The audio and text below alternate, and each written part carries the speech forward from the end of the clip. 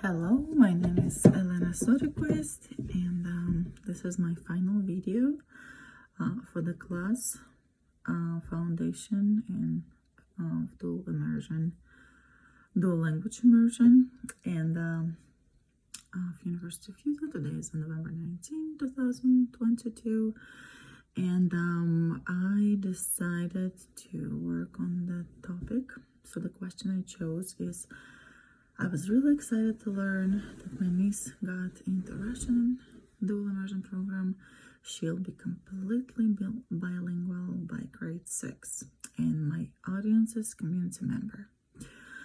Well, I would like to start that explaining what dual immersion is. Dual immersion refers to students that participate in a program that promotes and teaches students both languages, English language because it's a language of the environment, as well as the target language, which in particular case that we have is Russian immersion. So therefore, the target language is Russian.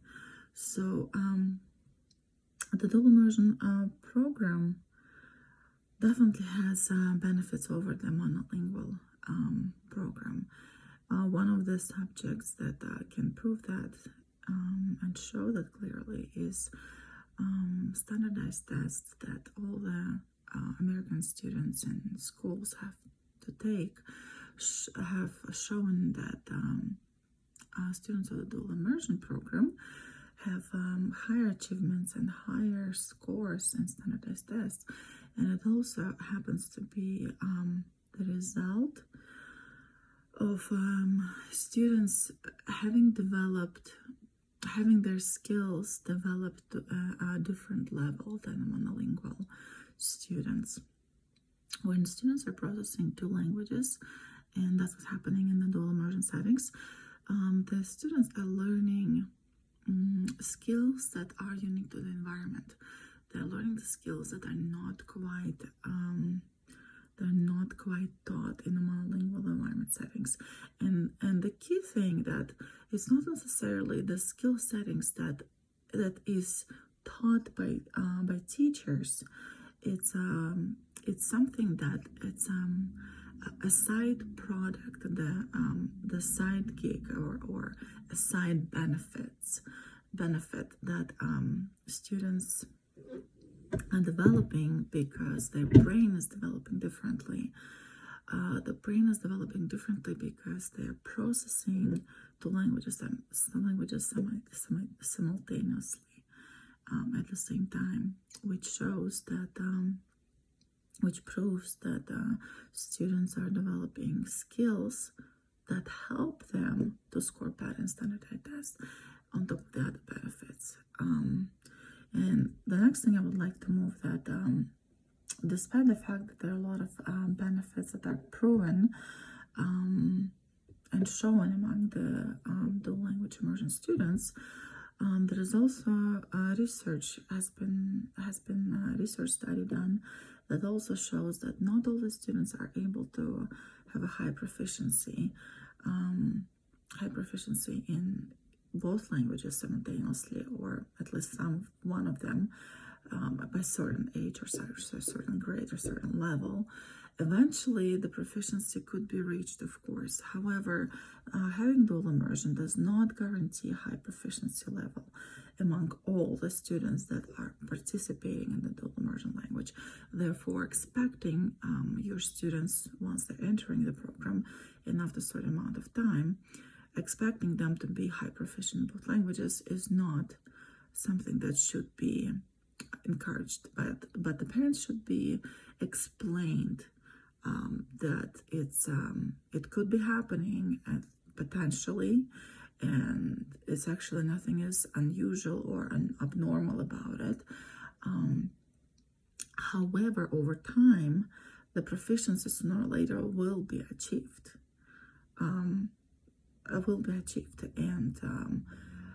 to encourage that and help that achievement, students are also encouraged to increase the biliteracy, and particularly educators and especially parents are encouraged to read in both languages, if it's possible, in both languages to students daily, to help promote the literacy in both languages. It explains that also, the research study explains that the first educators are obviously parents. Therefore, in dual immersion settings or programs, the parents are also being educated how to help students to achieve higher level of literacy in the program, because students can be in the program for a really long time. However, they still come back home, and home also is encouraged to have, and parents are encouraged to have a supported environment for students to support the language study in both languages, the target language as well as the language of the environment. So I also would like to mention that over the decades of the research, bilingual immersion education overall has two philosophies that have been developed over the decades of the research, and they're named as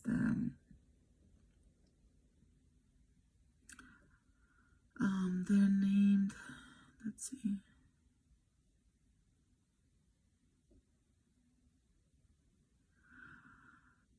They're named as maintenance and transitional. I apologize, it's too late at night. Maintenance and transitional.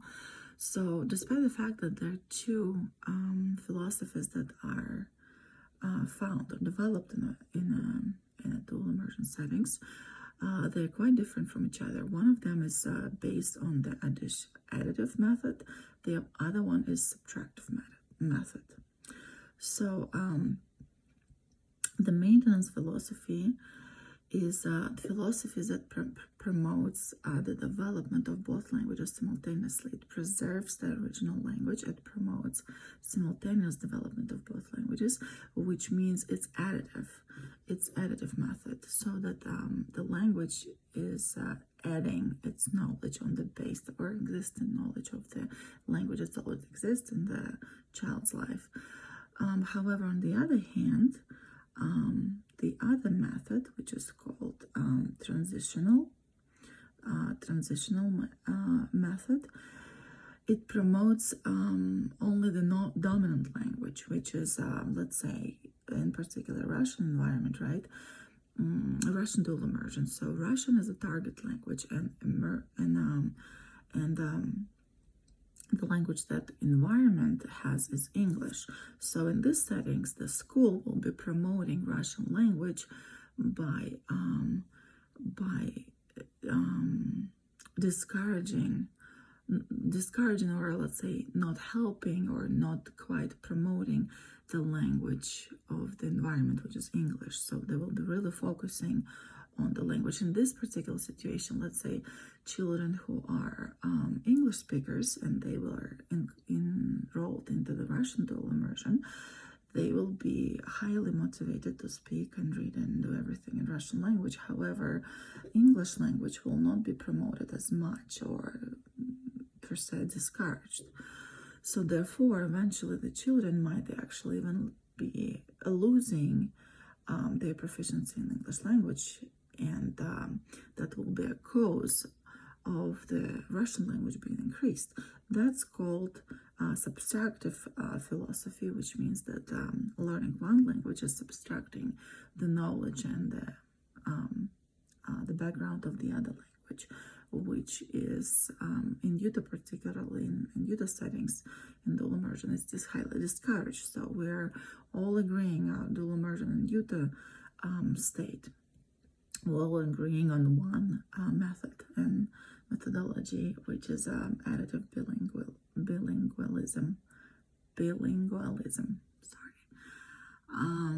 So all the dual immersion settings in Utah are working on the same principle, which is additive.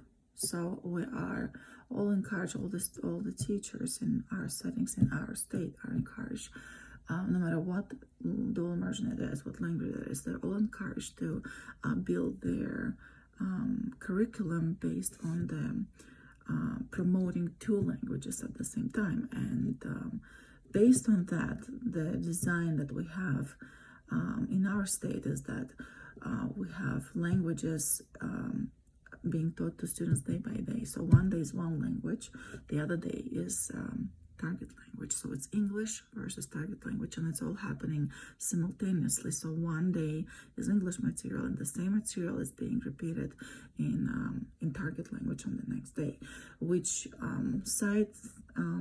the side note, which I did not write in my paper, but I would like to note here in my video, that my sister, who lives in Germany, and her child, 10 years old, in also in elementary school in third grade, also goes to the dual immersion program, which is German and Russian dual immersion program.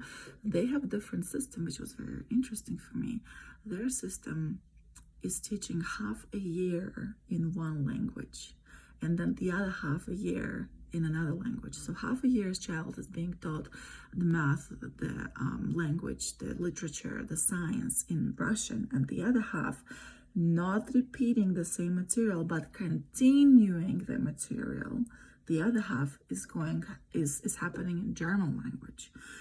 And it also shows you that the first half of the year, that the material that they learned is not being repeated. They continue the language, they continue the material, but the continuation is happening in a second in the other language. If first one's happening in the target language, Russian, the second half of the year is going in the native language, the language of the environment, which is German, which was very interesting to me. And there are a lot of the side notes from the parents and a lot of issues actually that the system has. It has its own benefits as well, but it was very interesting for me to notice how different immersion programs work differently in different countries. And I'm really happy the way that America has adapted, because it seems like from state to state, more or less the system is more or less similar to what we're using in Utah. So it's worldwide accepted. There are some differences from state to state, however, but it's overall generalized that we're using half, like 50-50 instead of 90-10, which we have been studying in this class previously. That in the history they practice this type of the language settings, environment, and dual immersion, where they were teaching 90 versus 10%, then 80/20, and they all ended up having the decision that 50-50 is the best way to go, which we're still doing this up to these days. Apparently not all the countries are following that, which was very interesting for me to know. So to conclude and to end this video on the note about a Russian dual immersion, that it's definitely great to have a child to be in a dual immersion.